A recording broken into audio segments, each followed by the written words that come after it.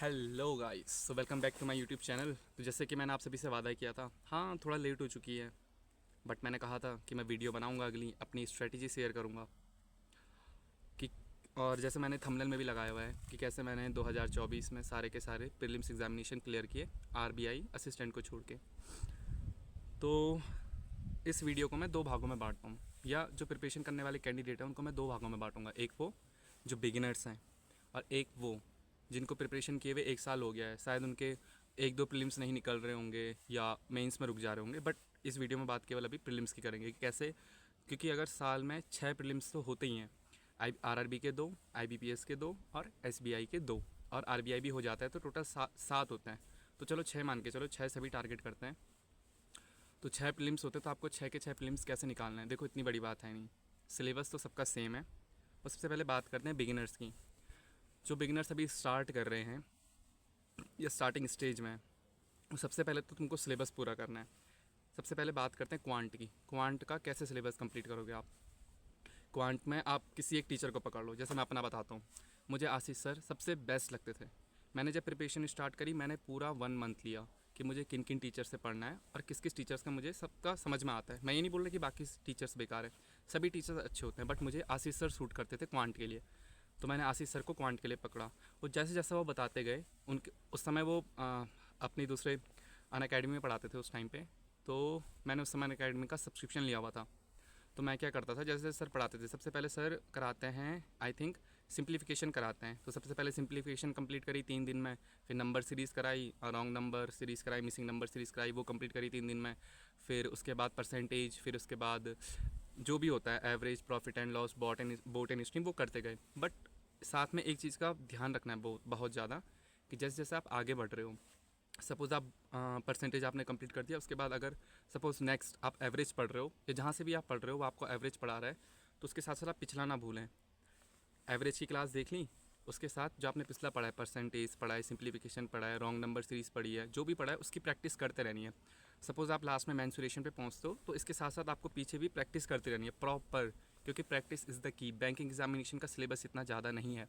आप क्वांट का सिलेबस चाहो तो 1 महीने में पूरा सिलेबस ख़त्म कर सकते हो, अगर आपका ब्रिलियंट माइंड है। और अगर आपका एवरेज भी माइंड है, जिसमें कि मैं भी आता हूँ, तब भी आप 3 महीने में ख़त्म कर सकते हो पूरा क्वांट का आपने सिलेबस पूरा 3 महीने में ख़त्म कर दिया है।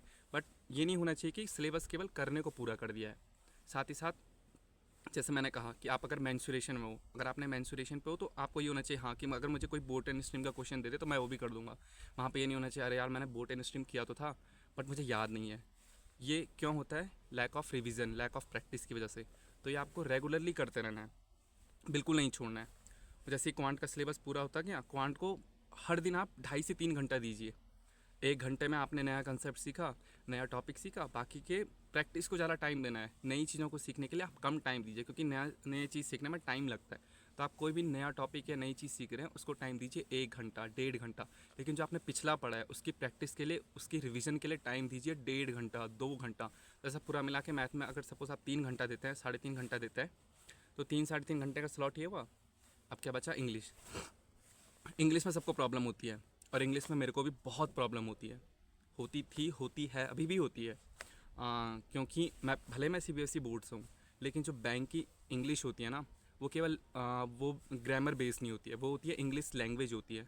तो वहाँ पे आपकी रीडिंग एबिलिटी चेक होती है, कम्प्रीहेंसिव एबिलिटी चेक होती है, कि आप कितने जल्दी चीज़ों को समझ सकते हो, कि कितने जल्दी चीज़ों को पढ़ सकते हो। सपोज़ द उदाहरण के तौर पे मैं आपको बताऊंगा कि सपोज़ द हिंदू का आर्टिकल है, आपने सपोज़ वो 10 मिनट में पढ़ दिया फटाफट, लेकिन आप उससे कितना समझ पाए, वो कम्प्रीहेंसिव एबिलिटी। अगर आपने 5 मिनट में कोई चीज़ पढ़ ली, पूरा द हिंदू का जो आर्टिकल है वो आपने 5 मिनट में पढ़ लिया, और 5 मिनट में आप उसको समझ भी गए, तो वो सबसे बेस्ट है। फिर आपको कोई पीछे नहीं छोड़ सकता। ये चीज़ कैसे डेवलप होगी? ये चीज़ डेवलप होगी केवल और केवल रीडिंग करने से। आप जितना ज़्यादा रीडिंग करोगे, उतनी ज़्यादा आपकी कम्प्रीहेंसिव एबिलिटी बढ़ेगी। कम्प्रीहेंसिव एबिलिटी मतलब समझने की शक्ति बढ़ेगी। आप जितना ज़्यादा पढ़ोगे, बुक्स पढ़ोगे, और अगर आपको नहीं भी पढ़नी है बुक्स, आप बैंकिंग अवेयरनेस पढ़ो, बैंकिंग अवेयरनेस की बुक पढ़ो, क्योंकि वो इंटरव्यू में भी काम आएगी आगे। आप द हिंदू पढ़ो, द टाइम्स ऑफ इंडिया पढ़ो, हिंदुस्तान टाइम्स पढ़ो, लेकिन पढ़ो। जितना ज़्यादा आप इंग्लिश पढ़ोगे उतनी ज़्यादा आपकी नॉलेज बढ़ेगी। और इसके साथ साथ इंग्लिश के सेक्शनल मॉक लगाते रहो प्रैक्टिस के लिए। चाहे आपके नंबर सपोज 30 नंबर का होता है ना प्रीलिम्स इंग्लिश का, अगर आपके 30 में से वहाँ अगर तुम्हारे 14-15 नंबर भी आ रहे हैं ना, तो ठीक है, देते रहो देते रहो। अगर तुम्हारे 3 महीने तक 14-15 से 18-19 तक ही आ रहे हो, 3-4 महीने रोज़ सेक्शनल मॉक लगाने के बावजूद भी, फिर भी लगे रहो, फिर भी लगे रहो। ये मत सोचो कि यार 3-4 नंबर ही आगे बढ़ो, फिर भी लगे रहो, क्योंकि ये बात हमेशा याद रखना कि प्रैक्टिस हमेशा हार्ड होती है। जब आप रियल एग्जामिनेशन में जाओगे तो वहाँ के लिए फिर थोड़ा ईज हो, क्योंकि आप जितने कठिन क्वेश्चंस अभी प्रैक्टिस करोगे तो उतना आसान आपको पेपर में लगेगा। तो इंग्लिश के लिए केवल प्रैक्टिस है। अगर आपकी ग्रामर वीक है तो पहले ग्रामर ख़त्म कर लो। अगर किसी की ग्रामर स्ट्रांग है, केवल रिवाइज करना है, तो 120 रूल्स ऑफ ग्रामर देख लो। हाँ, इंग्लिश के लिए मैंने निमिषा मैम से पढ़ा था, और बहुत सारे बच्चे निमिषा मैम से ही पढ़ते हैं। आप किसी और टीचर से भी पढ़ सकते हैं, ऐसा कुछ है नहीं। मेरे को निमिषा मैम ठीक लगती थी, सूट करती थी मेरे को, मतलब उनका पढ़ाया हुआ मुझे समझ में आता था। मैं मैम का एक टाइम पे परफेक्शन बैच भी फॉलो करता था। परफेक्शन बैच भी अच्छा है, उसमें कोई बुराई नहीं है, बट ज़्यादा इंपॉर्टेंट ये है कि इंग्लिश का लेक्चर देखने से के बजाय, एक बार आपका सिलेबस कंप्लीट हो गया ना, इंग्लिश का सिलेबस तो ऐसा है कि 20-25 दिन में कंप्लीट हो जाएगा, कुछ ऐसा नया है नहीं उसमें। इंग्लिश में स्कोर करने का जो मेन तरीका है, जो मेन उसका जो ट्रिक है कि इंग्लिश में आप कितना बढ़िया स्कोर कर सकते हो, वो केवल एक ही है, वो है प्रैक्टिस, प्रैक्टिस एंड प्रैक्टिस। आप जितना ज़्यादा मॉक दोगे, आप जितनी ज़्यादा क्वेश्चंस की प्रैक्टिस करोगे, वैरायटी ऑफ क्वेश्चंस की प्रैक्टिस करोगे, उतना आप आगे निकलोगे। और मैं ये नहीं बोल रहा कि अब आप, कई बच्चे सोच रहे होंगे कि इतने हर दिन से एक्सेल मॉक दूंगा तो इतने सारे क्वेश्चंस कहाँ से आएंगे, कि हमें फिर बहुत सारे कंपनीज़ के मॉक खरीदने पड़ेंगे तब जाके इतने सारे सेक्शनल मॉक देंगे। इसकी कोई ज़रूरत नहीं है। आप रिसॉल्व करिए। आज सपोज़ 6 फरवरी है, तो आज आपने एक सेक्शनल मॉक दिया, उसी मॉक को आप एक हफ्ते बाद दोबारा दीजिए, या 10 दिन बाद दोबारा दो। वो या तो डाउनलोड करके दे लो या वैसे ही दे लो। और एक कंपनी है गाइडली करके, उसमें तो भरमार है क्वेश्चंस की, उसमें इतने ज़्यादा क्वेश्चंस हैं कि कोई सिंसियर बच्चा भी होगा ना जो 8-8 10 घंटे पढ़ता होगा, फिर भी उसमें क्वेश्चन छूट जाते हैं। मतलब इतना कंटेंट रहता है उसका। बंडल पीडीएफ कोर्स का मैंने 2023 का लिया था, 2022 का भी लिया था, मेरे पास अभी भी उसमें बहुत पड़ा हुआ है, और इस समय 2024 का भी आ गया, और वो अफोर्डेबल भी बहुत ज़्यादा है। यहाँ पर मैं किसी कंपनी को सबसे पहले ये बताऊँ, स्पॉन्सर नहीं कर रहा हूँ। मैंने जो कंटेंट यूज़ किया, क्योंकि मुझे बहुत सारे मैसेज आए कि आपने कहाँ से प्रैक्टिस करी, क्वेश्चंस कहाँ से मिलते थे, ये कहाँ से मिलता था, वो कहाँ से मिलता था। तो मैंने एक तो ऑलिव बोर्ड का लिया था। आप चाहे ऑलिव बोर्ड ले लो या प्रैक्टिस मॉक ले लो, मॉक हमेशा उस कंपनी का लेनी चाहिए जहाँ बहुत ज़्यादा बच्चे पहले से हों, क्योंकि अगर जितने ज़्यादा बच्चे होंगे ना तो उतना आपको आपका लेवल पता चलेगा। अगर एक कोई कंपनी है और उसके मॉक केवल 5,000, 10,000, 15,000 बच्चे दे रहे हैं, तो फिर नहीं है। वो मॉक लो जिसमें 50,000, 60,000, 70,000 ले रहा हूँ, तो ऑलिव बोर्ड में वो है। प्रैक्टिस मॉक में भी वही है। मैंने पिछले साल प्रैक्टिस मॉक यूज़ किया था, पिछले साल मतलब 2022 में, 2023 में मैंने ऑलिव बोर्ड यूज़ किया, तो वो भी मुझे बहुत अच्छा लगा। एनालिसिस में आप आधा घंटा ले सकते हो।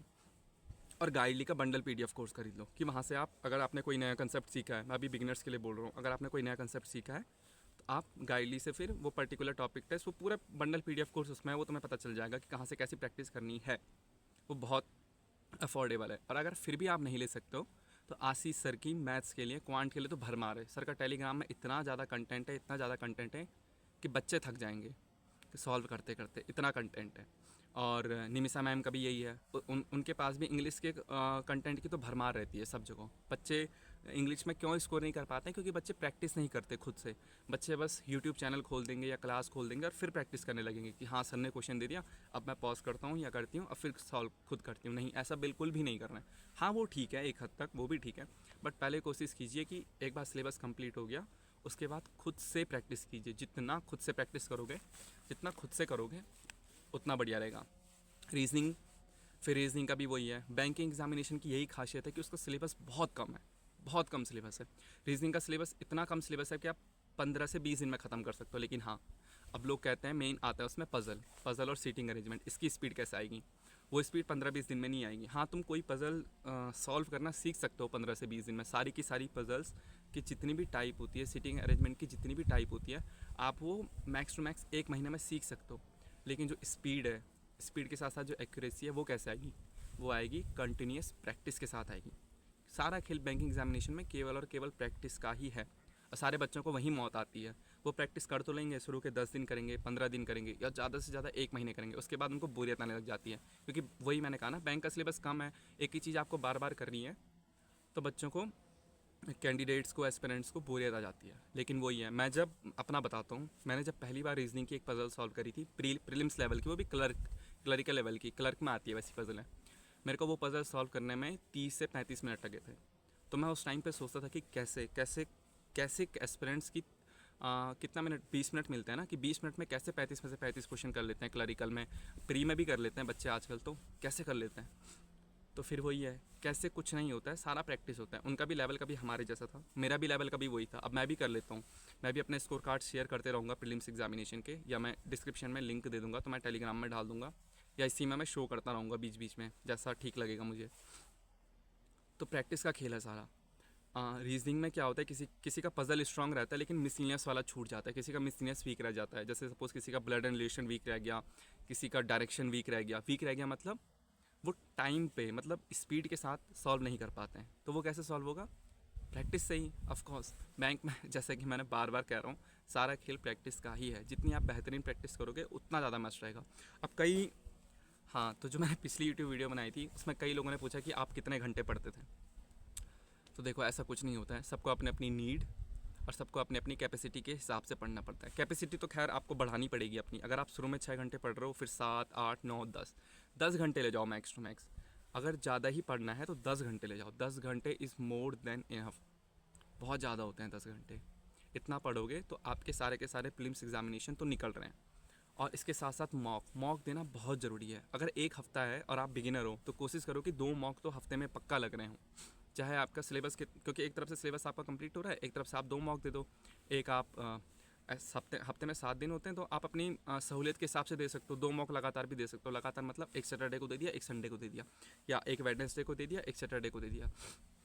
1 घंटे का मॉक होता है। लोग कहते हैं कि एनालिसिस में भी 1 घंटा लग जाता है या आधा घंटा लग जाता है। नहीं लगता आधा घंटा, 1 घंटा एनालिसिस में लगता है मुश्किल से मुश्किल 10 से 15 मिनट, क्योंकि एनालिसिस का सारा काम तो कंपनी कर देती है। वो तुम्हें बता देगी कि कौन सा तुम्हारा टॉपिक वीक है, कौन से टॉपिक में आप स्ट्रांग हो, आपको किस टॉपिक में ज़्यादा मेहनत करने की ज़रूरत है, कहाँ आपने ज़्यादा टाइम वेस्ट किया, कहाँ आपकी स्पीड ठीक है, कौन से टॉपिक में स्पीड बढ़ाने की ज़रूरत है। वो सारा तो कंपनी बता देती है, जिस भी कंपनी का आप मॉक यूज़ कर रहे हो। क्योंकि मैंने ऑलिव बोर्ड का यूज़ किया, उसमें बता देता था, गाइडली का बता देता था, प्रैक्टिस मॉक का बता देता है। आपको केवल ध्यान देना है कि हाँ, कि मेरा कौन सा टॉपिक छूट रहा है और मुझे किस टॉपिक में अभी मुझे और सुधार करने की ज़रूरत है, कि पढ़ने के बावजूद भी मैं इसमें पीछे कैसे रह जा रहा हूँ। कैसे रह जा रहा हूँ? केवल प्रैक्टिस की वजह से। और जिस चीज़ में आपको, इंग्लिश में सबको डर लगती है, मुझे भी इंग्लिश से बहुत डर लगती थी। मेरे भी सबसे कम मार्क्स, अगर प्रीलिम्स का कोई एग्जामिनेशन हो रहा होगा तो ऑफकोर्स मैथ्स और रीजनिंग स्कोरिंग होगा। मैथ्स और रीजनिंग के बाद सबसे कम नंबर जो आए होंगे वो इंग्लिश में ही आए रहते हैं। लेकिन फिर भी इतने कम नहीं आते थे, 20 से 25 के बीच ही आते थे मेरे नंबर, 30 में से। And I think which is good for me, क्योंकि 20-25 लाना मेरे लिए भी बहुत बड़ी बात हो जाती थी। क्योंकि पैराजम्बल कई बार हिट होते हैं नहीं, और एरर वाले क्वेश्चन तो मैं छूता भी नहीं था जब तक मैं 100% श्योर ना हूँ।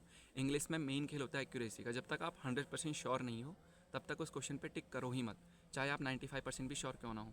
अगर आपको गलती करनी भी है या आपको उससे भी खेलना है ना कि हाँ चलो इसमें गैस वर्क कर लेता हूँ, तो मैक्सिमम 3 क्वेश्चन से ज़्यादा गलती करनी ही नहीं है। एक्यूरेसी में ये ध्यान रखना है कि मेरे किसी भी सेक्शन में 1 नंबर ना कटे। किसकी वजह से? एक्यूरेसी की वजह से, रॉन्ग क्वेश्चन की वजह से। तो मतलब ये कोशिश करनी है कि 4 से ज़्यादा गलत ना हो। हाँ, स्टार्टिंग में गलत होंगे, कोई बात नहीं, मेरे भी इंग्लिश में 7-7, 8-8 गलत हुए हैं, प्रीलिम्स की बात कर रहा हूँ।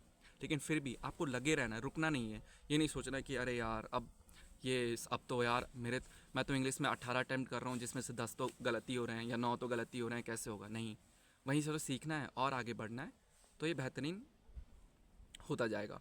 और जो पहले से प्रिपरेशन कर रहे हैं उनके लिए तो बस एक ही चीज़ है कि आप मॉक देते रहिए, प्रैक्टिस करते रहिए, और सेक्शनल मॉक। आप जितना ज़्यादा मॉक, प्रैक्टिस मॉक और सेक्शनल मॉक दोगे दिन में, उतना बढ़िया। आप दिन में 2-2, 3-3 मॉक दे डालो, क्योंकि 1-1 घंटे का तो मॉक होता है। एक दिन में 2-2 घंटे मॉक दे डालो, सेक्शनल मॉक दे डालो, टॉपिक टेस्ट दे डालो। सारा कंटेंट गाइडली में पड़ा हुआ है, वहाँ से दे लो, PDF सॉल्व कर लो। जितना कर सकते हो उतना करो। ये केवल मैं उनके लिए बता रहा हूँ जो 1-2 साल पहले से प्रिपरेशन कर रहे हैं और जिनका सिलेबस कंप्लीट हो चुका है। उनके लिए ज़्यादा कोई स्ट्रेटजी नहीं है, उन्हें पता है कि उन्हें क्या करना है। बस उनको थोड़ा मोटिवेशन की ज़रूरत होती है और थोड़ा राइट डायरेक्शन में जाने की ज़रूरत होती है। हाँ, एक टाइम प्रिपरेशन में ज़रूर ऐसा आएगा कि जब बोरियत आने लगेगी, तुमको लगेगा कि यार एक ही चीज़ बार बार कितना रिपीट करूँ, कितना रिपीट करूँ, कितना रिपीट करूँ। लेकिन नहीं, अगर तुम सोच रहे हो कि मुझे एक बार और ट्राई मारना है, मुझे एक और बार कोशिश करनी है, तो इस बार ऐसी कोशिश करो कि मेरी फाइनल कोशिश होगी। तो चाहे उसमें उसमें आपको 12 घंटे भी पढ़ना पड़े, आपको 7-8 घंटे प्रीलिम्स भी पढ़ना पड़े, स्टार्टिंग में बोल रहा हूँ, क्योंकि जब जून जुलाई पे फिर मेंस पे ज़्यादा फोकस करना। मेंस पे 5-6 घंटे देना, प्रीलिम्स के फिर 2-3 घंटे कर देना, क्योंकि फिर तुम्हें मॉक में पता चल जाएगा कि मैं प्रीलिम्स क्लियर कर रहा हूँ या नहीं कर रहा हूँ, जैसे मुझे पता लग गया था। तो जो पहले से प्रिपरेशन कर रहे हैं उनको मैं एक्सपीरियंस्ड बोलूँगा, ठीक है। बिगिनर्स के लिए तो बिगिनर्स ही होता है, और जो पहले से प्रिपरेशन कर लें उनको एक्सपीरियंस्ड बोलूँगा मैं। तो उनका केवल यही इलाज है, मतलब यही तरीका है सारे के सारे प्रीलिम्स फोड़ने का, कि केवल आप मॉक दो, टाइमर के साथ करो सारे के सारे क्वेश्चंस। मेरा बोलने का मतलब ये है कि आप अगर सेक्शनल मॉक भी लगा रहे हो, पजल भी सॉल्व कर रहे हो ना पीडीएफ में, तो भी टाइमर लगाओ। ये मत सोचो कि पीडीएफ डाउनलोड कर ली तो चलो इसको ऐसे ही कर लेता हूँ, तो भी टाइमर लगाओ, वो सब कुछ हो जाएगा। तो फ़िलहाल इस वीडियो में इतना ही।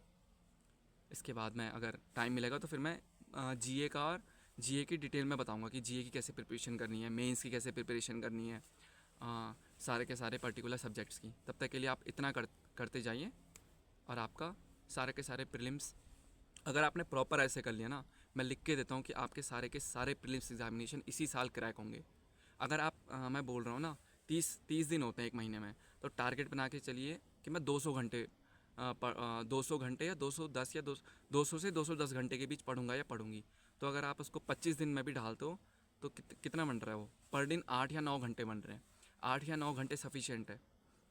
मैंने 10-12 घंटे भी बोला है, बट अगर आप 10 घंटे 12 घंटे पढ़ रहे हो तो मैं उसमें से ये मान रहा हूँ कि जो क्वालिटी वाली स्टडी है वो 8 घंटे हो रही है। बट अगर आप 8 घंटे ही पढ़ रहे हो, केवल बैठ रहे हो पढ़ने के लिए, तो आपको ये ध्यान रखना है कि वो 8 घंटे केवल और केवल क्वालिटी वाली स्टडी होनी चाहिए। उस 8 घंटे में बिल्कुल भी ये नहीं कि चलो थोड़ा इधर घूम गए थोड़ा उधर घूम गए। हाँ, बीच बीच में 5-10 मिनट का रेस्ट लेना बहुत ज़रूरी है, बट प्रॉपर पढ़ाई, प्रॉपर जो पढ़ने की जो ड्यूरेशन है वो 8 से 10 घंटे ही है एक सीरियस कैंडिडेट के लिए। तो इस वीडियो के लिए इतना ही, तब तक के लिए गुड बाय।